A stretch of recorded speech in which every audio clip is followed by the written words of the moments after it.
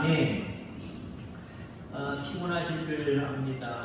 그러나 말씀 앞에 먼저 은혜 받고 새해 먹고 돌아가는 귀한 시간 되기를 간절히 소망합니다. 주님이 물고기 2마리와 떡 5덩어리로 5,000명, 다른 성경에는 7,000명을 먹이셨지요. 먹이신 것도 기적이지만 남았다는 거예요. 12강줄기가 남았습니다. 그때 예수님께서 하신 말씀이 있지요. 거두어 남은 것이 없게 하라. 물고기 2마리와 떡 5덩어리로 5,000명을 먹이고 남은 게 없었어요. 남은 게 없다라고 하는 표현도 맞아요. 우리 하나님은 넉넉한 하나님이시지만 만나를 통해서도 우리가 보듯이 그때마다 우리에게 채워주십니다. 내일 걸 염려하지 마시기 바랍니다. 그때마다 배불리 먹을 수 있도록 충만하게 준비해 놓으셔요. 자, 그런 맥락도 되겠습니다만 저는 성경을 또 이렇게 봅니다. 분명히 풍성하신 그 하나님 은혜 가운데 12강들이 남았잖아요. 12강들이 남았잖아요. 남은 것이 없게 하라는 거거든요. 남은 것이. 그 12강들이 어떻게 했을까요? 이미 사람들 배불리 먹었어요. 그럼 배가 불리 먹어서 여기까지 딱 찼는데 또 먹고 싶어요, 여러분들?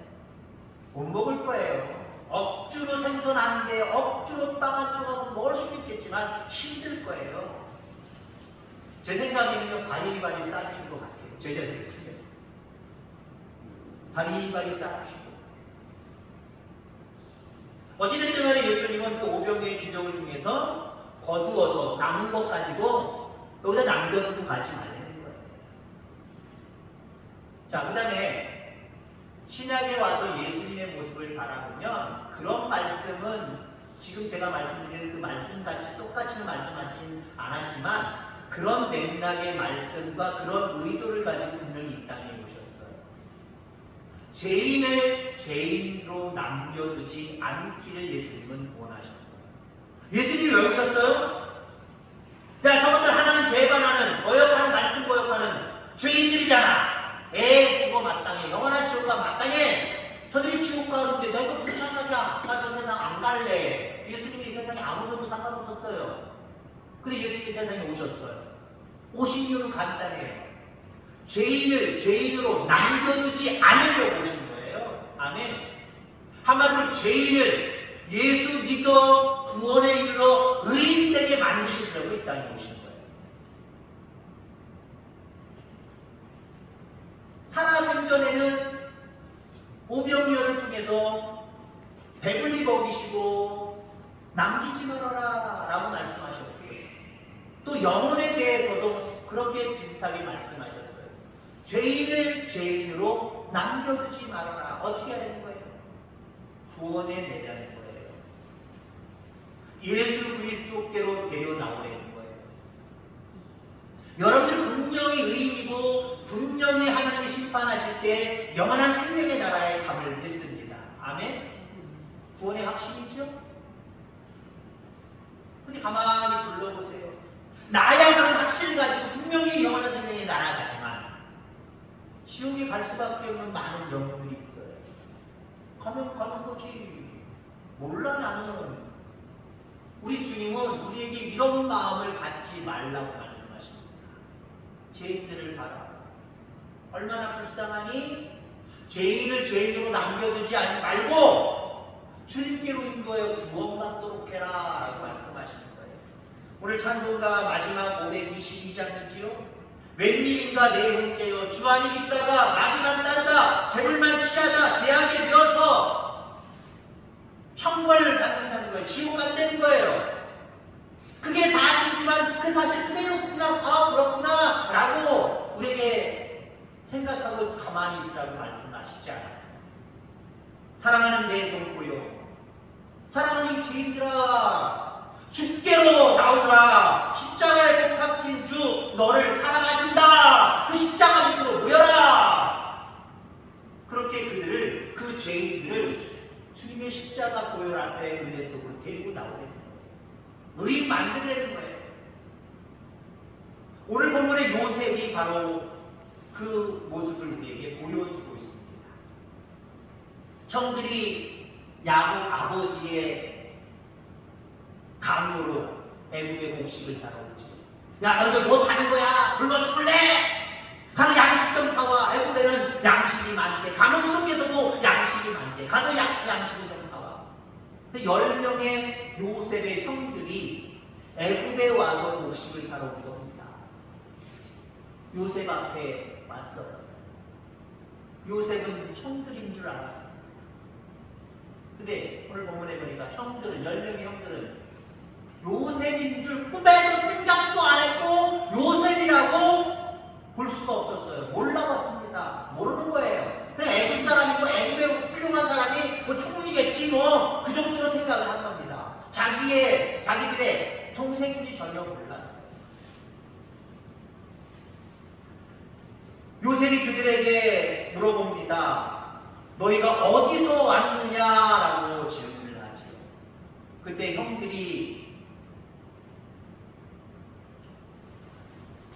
우리는 가나안에서 왔습니다. 그때 요셉이 엄한 소리로 이야기합니다. 9절 말씀에 나와 있지요. 그들에게 이르되 너희는 정탐꾼들이라 이 나라의 꾼을 엿보려고 왔느니라. 아니 자기 형들이잖아요. 비록 팔아먹었지만 형들이잖아요. 근데 형들에게 자기가 알아봤는데 형들에게 정탐꾼이라고 하는 죄명을 뒤집어 씌웁니다. 왜 그랬을까요? 둘 중에 하나잖아요. 형들 얼굴 똑바로 나 좀 쳐다봐요. 나 요셉이에요 라고 밝히든지 해야 되는 거 아닙니까? 근데 지금 요셉은 전혀 다른 모습으로 형들에게 자기의 신분을 감추면서 형들에게 모질 때 지금 죄를 뒤집어 쓰고 있어요. 니들이 곡식 사러 왔다고 거짓말하지 마라. 이 나라가 잘 산다고 그러니까 곡식이 많다고 그러니까 정탐해서 너희들 전쟁 벌여서 우리가 빼앗아 가려고 그러지. 정탐꾼들로 왔다는 거예요. 요셉이 왜 그랬을까요? 만약에 요셉이 형들 나예요 라고 했다고 해서 그 상황들을 우리가 한번 살펴보겠습니다. 어떻게 됐을까요? 형들 반가워했을까요? 아마 형들 반가워하지 못했을 거예요. 얼굴에 사색이 되면서 진짜 요셉인가 쳐다봤을 거고요. 요셉인 것을 확인하는 그 순간에는 완전히 지구멍이라도 찾고 싶은 그런 심정이었어요. 왜 그랬습니까? 자기들 죄를 알잖아요. 동생을 신기해서 10명의 형들이 동생을 애굽으로 가는 사람들에게 팔아먹었잖아요. 돈 주고 팔아먹었잖아요. 죽이려고까지 처음에 시작을 했잖아요. 그 죄책감이 그들에게 있잖아요.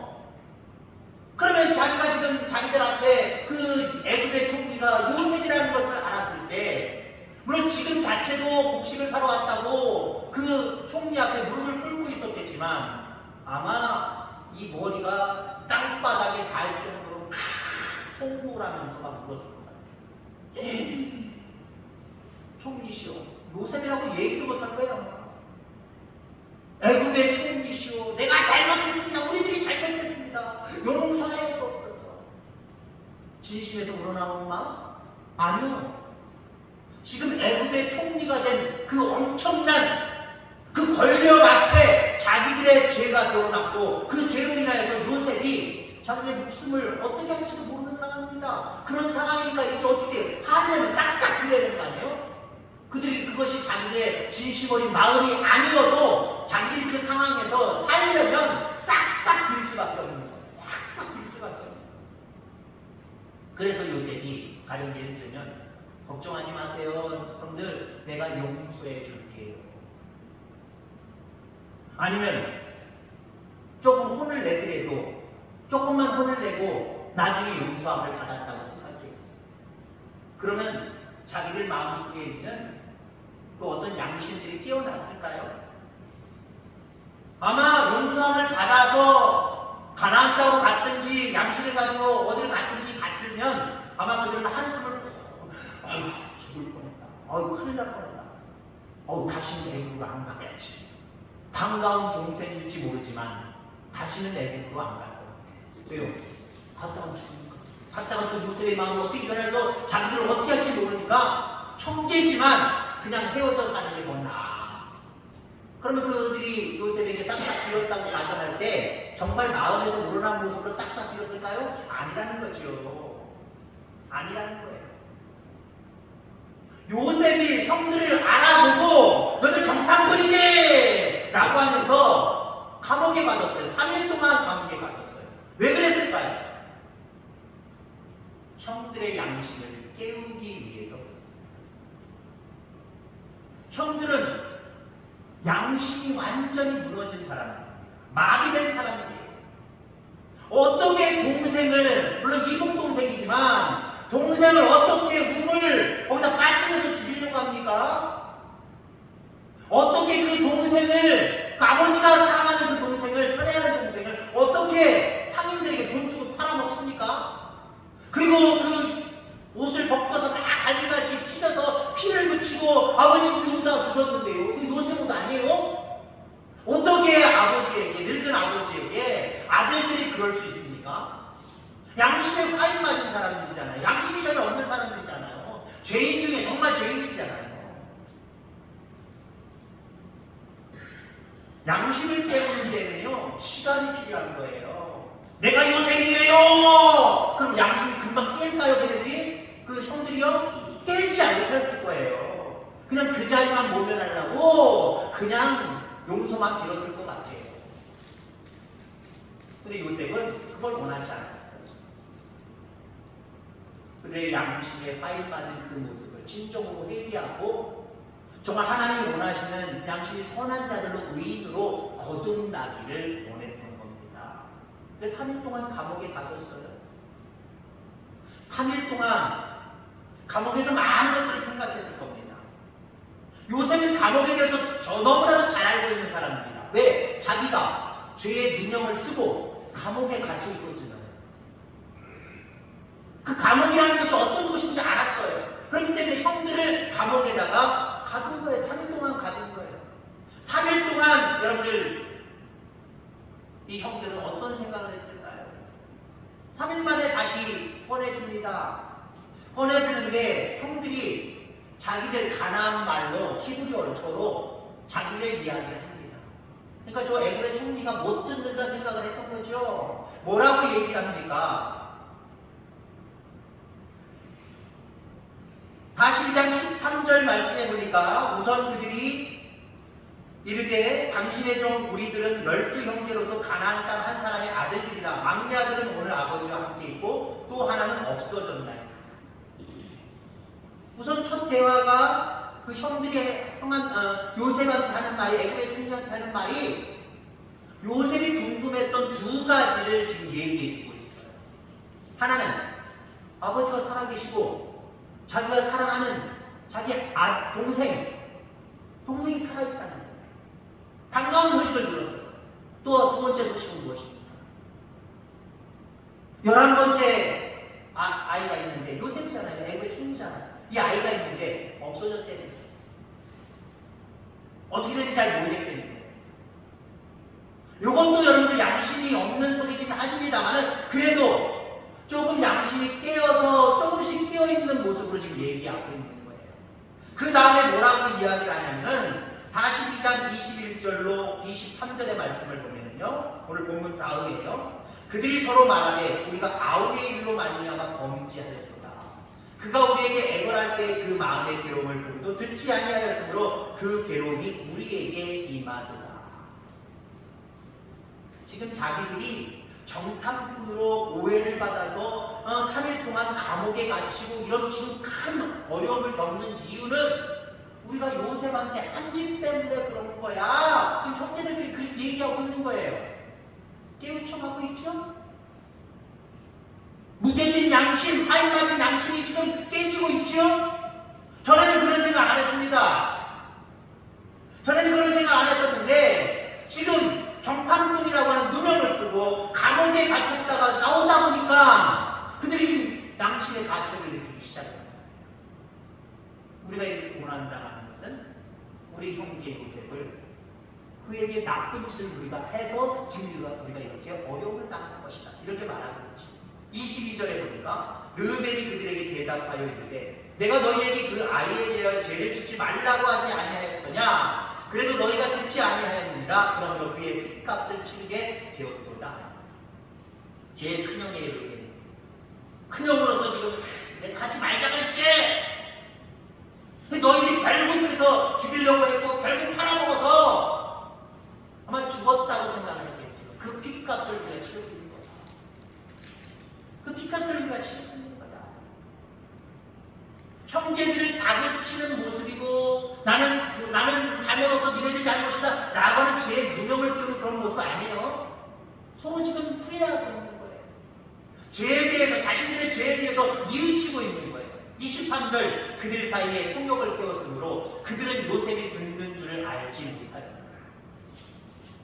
요셉의 총리가 애굽의 총리가 못 듣는다고 생각했던 거예요. 왜? 지금까지 요 두 무리들의 대화 속에는 통역이 있었다는 거예요. 통역. 여기서 얘기하는 통역이 애굽말로 얘기해주고 애굽말로 요셉이 얘기하면 여기 통역이 이스라엘 사람들에게 그 언어로 대답을 해줄 거예요. 그러니까 요셉이 못 듣는다고 생각했던 거지. 여러분 그러나 그 이야기를 통하여서 그들의 양심이 깨어나고 있습니다. 그들의 죄를 지금 자기들이 생각하고 있어요. 깨닫고 있어요. 그리고 뉘우치고 있는 그런 모습들을 바라보게 됩니다. 그리스도인으로서 이 땅을 살아갈 때 해야 하는 가장 중요한 일이 무엇인지 아십니까? 살리는 거예요. 예수님은 이 땅에 왜 오셨습니까? 죄인을 죄인으로 남겨두지 아니하고 살리시려고 오셨어요. 의인 만들려고 한다는 건 뭐예요? 영원히 사는 사람으로, 영생을 얻는 사람으로 만드시기 위해서 이 땅에 오신 거예요. 그러면 예수님을 따르는 우리들의 삶은 어떤 삶을 살아야 되고 우리의 삶 가운데 가장 중요한 삶이 무엇일까요? 포도 가꾸는 거? 물론 그것도 중요하죠. 여러분들의 세상에서 맡겨진 본업이니까요. 그거 포기하라는 소리가 아니에요. 그것과 아울러 우리가 많은 영혼들을 살리는데 여러분들 정말 온갖 신경을 다 쓸 수 있는 저와 여러분들 다 되기를 주의 이름으로 축원합니다.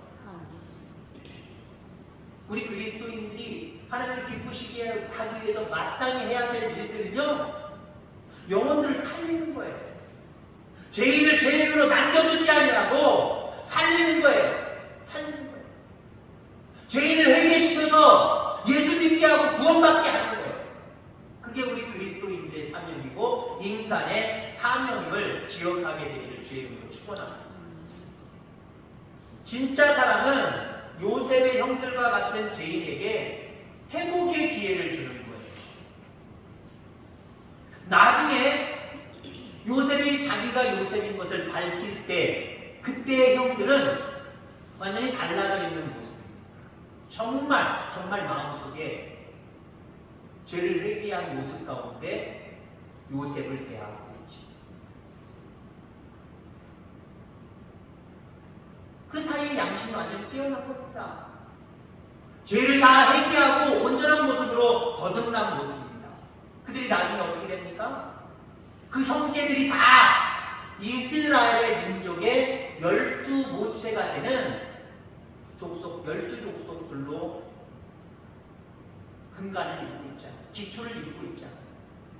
그렇게 될 수 있었던 이유는 요셉이 그렇게 만든 줄 믿습니다. 물론 하나님 만드신 거지만 요셉이 그 죄인을 죄인으로 여기고 내면해버리고 용서하지 않았다고 한다면, 진멸해버렸다고 한다면 그 야곱의 자손 12명이 이스라엘의 기초를 이루는 민족이 됐겠습니까? 안 됐을 거예요. 물론 하나님의 언약의 말씀이지만, 언약이니까 언약대로 이루어질 것이지만 그 중간에 인간 요셉이 다른 마음을 품었다면, 죄인을 죄인으로 취급하고 죄인을 죄인으로 형벌을 내렸다고 한다면 그 야곱의 12자손이 이스라엘 민족을 이루는, 나라를 이루는 그런 일들은 없었어요.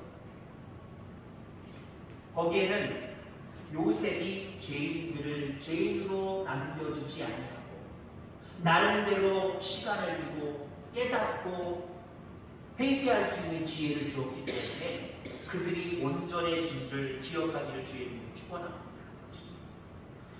주변 사람들을 죄인 만드는 사람이 되지 마시길 간절히 소망합니다. 전에 그런 말씀 드린 적이 있지요. 에덴 동산에는 가운데 중앙에 선악을 알게 하는 나무가 있고 그 밖에 생명나무 열매들이 쫙 깔려 있었어요. 여러 가지 모습으로 해석할 수 있지만 선악을 알게 하는 나무가 뭔지 아십니까? 판단하고 정지하는 게 선악을 알게 하는 나무의 열매를 맺은 결과물이에요.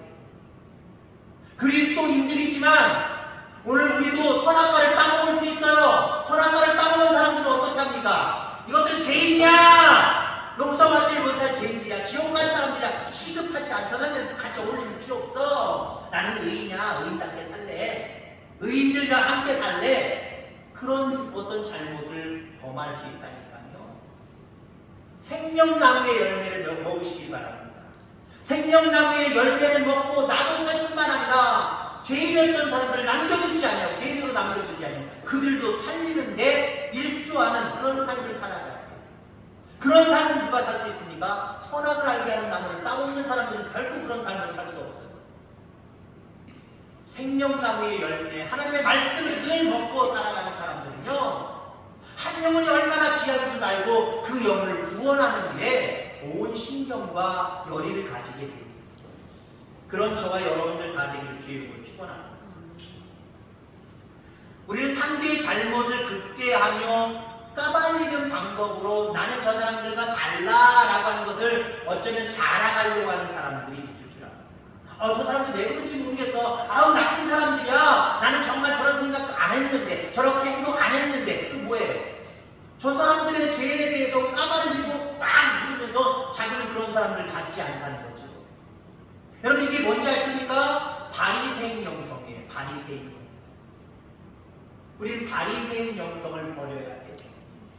바리새인 영성이 무엇입니까? 누가복음 18장 11절에 보니까 바리새인들이 이렇게 기도하지요. 하나님이여, 나는 다른 사람들 곧 토색, 불이 간음을 하는 자들과 같지 아니하고 세리와도 같지 아니함을 감사하나이다. 하나님, 나 저렇게 죄짓고 죄인들과 저는 완전 다른 사람이에요. 하나님 아시죠? 아우, 저 죄인들, 저거 죽어 마땅한 저 죄인들, 나는 저런 사람들과 전혀 적이 다른 사람이에요. 하나님 그렇게 아세요? 그런 기도를 드렸단 말이에요. 이게 바리새인의 영성. 인도라 하면서도요, 이런 영성을 가진 사람들이 있어요. 여러분, 전도할 때 전도 대상자들이 누굽니까? 혹시 여러분들 중에 전도 대상자들이 절에 있는 주이셨습니까? 주입니까? 그러면 안 되는 거예요? 여러분들 전도 대상자가 지금 술 모래예요. 그러면 안 되는 거예요? 여러분들 전도 대상자가 아주 그냥 꼴초예요, 꼴초. 담배를 딴데서 계속 끊이지 않고 밤에 밤새. 여러분들 전도 대상자가 매일같이 욕지거리만 하고 막 폭력을 해서 싸우는 사람이에요. 그 사람들 구원받으면 안 되나요? 그 사람들이 먼저 구원받아야 돼요. 그 사람들도 여러분들 전도 대상자들입니다. 근데요, 바리새인 영성을 가진 사람들은요, 균이 어떻게 교회 오겠어요? 아니, 저런 사람들은 골치 아파. 그리고 외면해버려요. 아유, 술 먹고 나중에 와가지고 깽 파치면 어떡하는데? 아유, 술 먹는 죄인들, 아유, 취급도 하지 말어. 교회 못 오게, 오지 말라 그래. 성질 때나 고약하고 더러운 사람이 있다고 해보세요. 아유, 그 사람 마을에 가서 맨날 싸우고 성질 더러워. 그 사람이 우리 교회 오면 안 돼, 안 돼. 하나님 슬퍼하세요. 전도 대상자들이 깨끗한 사람이 어디 있어요? 다 죄인이죠. 죄인은 어떤 사람이 깊이 있는 죄인이고 어떤 사람이 간질간질하게 이렇게 죄인입니까? 다 똑같은 죄인이에요. 어차피 이런 죄인이든 이런 죄인이든 죽으면 다 지옥 갈 영혼들이에요. 그걸 불쌍히 여길 수 있어야 돼요. 그래서 죄인을 죄인으로 남겨두지 않냐고 우리는 그들을 전도 대상자들로 삼고 기도해야 돼요. 전도해야 돼요. 그게 요셉의 삶입니다. 요셉이 우리에게 가르쳐주고 있는, 오늘 본문이 우리에게 가르쳐주고 있는 메시지. 여러분들 그런 사람들 되기를 주의 이름으로 축원합니다. 여러분도 과거에 다 죄인이었잖아요. 예전에 과거에 죄인이었던 그 모습으로 주님이 나를 오라고 하실 때 그때 갔으면 우리 다 지옥 갈 수밖에 없는 영혼들이에요. 누군가의 기도 때문에, 누군가의 전도 때문에 여러분들 구원받아서 하나님의 자녀가 되었고 영생을 얻었잖아요. 영생하는 그 나라에 들어갈 수 있는 그런 사람이 되었잖아요. 다른 사람들에게도 그런 기회를 제공해 주시길 바랍니다. 나는 대단해서 그런 기회를 제공받아도 되는 사람이고 저 사람들은 너무 죄인이라 그런 기회를 제공받아서는 안 돼라고 생각하십니까? 아니요. 그 사람들도 되는 거예요. 그 사람들도 구원받을 수 있는 대상이 되는 거예요. 어떤 사람들도 관계없어요. 실제로요, 제가 아는 어떤 목사님은요, 되게 투박하고 시골스러워요. 어떤 봤을 때 목사님 같지 않냐고요? 그냥 시골 아저씨 같아요. 근데 이분이요, 절에 들락말락거려요. 동네에 있는 절을 들락말락거려요. 동네에 있는 그 주인들이랑 막 가깝게 지내고 형님 동생 하면서 막 지내요. 근데요, 나중에 간증하시더라고요. 거기 있는 절에 스님이 우리 교회 나오기 시작했어. 아멘? 그거 안 되나요? 그 목사님 잘못된 거예요? 뭐가 정신이 나가신 거예요? 신학적으로 뭐가 문제가 있나요? 아니요, 하나님도 기뻐하실 거예요. 다른 사람들, 대부분의 많은 사람들이 완전히 죄인 취급하는 그 사람을 이 목사님은 천도대장사로 잡고 예수 믿게 했잖아요. 얼마나 귀해요. 여러분들 주변에는요, 정말 양심의 가책을 느끼지 못하고 무뎌있는 영혼들이 있어요. 죄에 대해서 깨닫지 못하고 계속해서 죄인으로 남아있는 영혼들이 있어요. 요셉의 형들과 같은 무리들이 분명히 있단 말이에요. 그들을 죄인으로 그대로 남겨두지 마시고 그들에게 예수 믿을 수 있는 기회를 우리가 제공해요. 다른 사람이 제공하는 게 아니라 우리가 제공해요. 그래서 그들도 요셉의 형들처럼 온전히 죄를 뉘우치고 이스라엘 백성들의 큰 인물이 된 것처럼 하나님 나라의 귀한 일꾼들로 여러분들 때문에 많은 영혼들이 세워지는 놀라운 역사들이 있게 되기를 주의 이름으로 축원합니다. 기도하겠습니다. 하나님 감사합니다.